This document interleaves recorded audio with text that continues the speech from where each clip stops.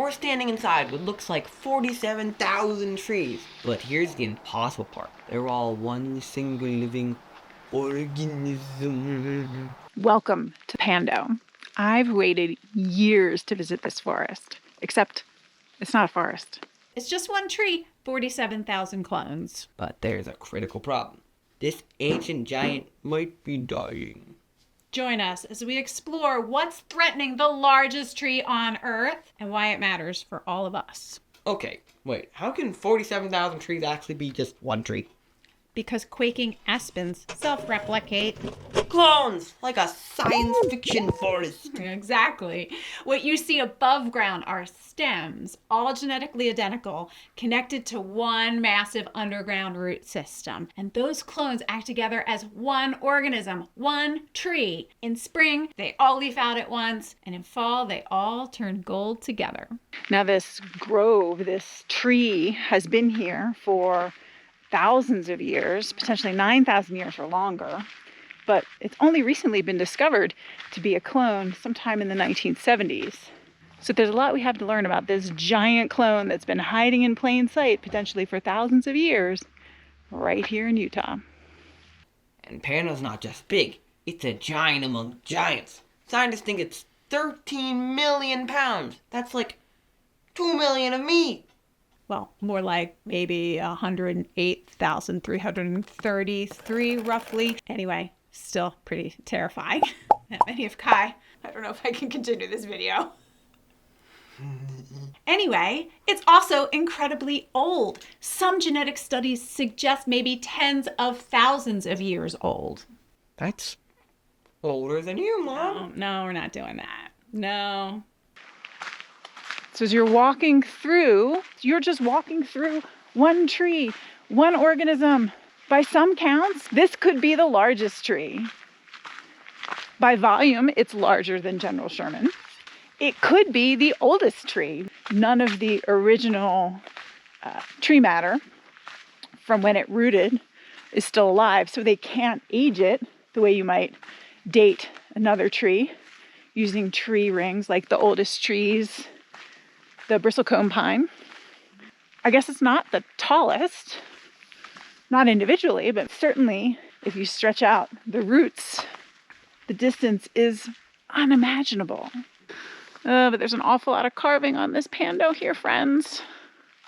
We're talking about a tree that predates the end of the Ice Age and saw early humans roaming the land. It is an incredibly successful organism by pretty much every single measure, except there's trouble. If it's so good at cloning itself, why is it having trouble? Deer, elk, cows. Wait, an army of elk are eating a giant to death. Well, not on purpose. You see, each stem only lives about 85 to 130 years, and as old shoots die, new shoots pop up. Look at these adorable little stems right here. But these are tasty and get trampled by animals. So more stems are dying than are growing back. And the Pando is vulnerable to insects and diseases. Remember, it's really just one tree.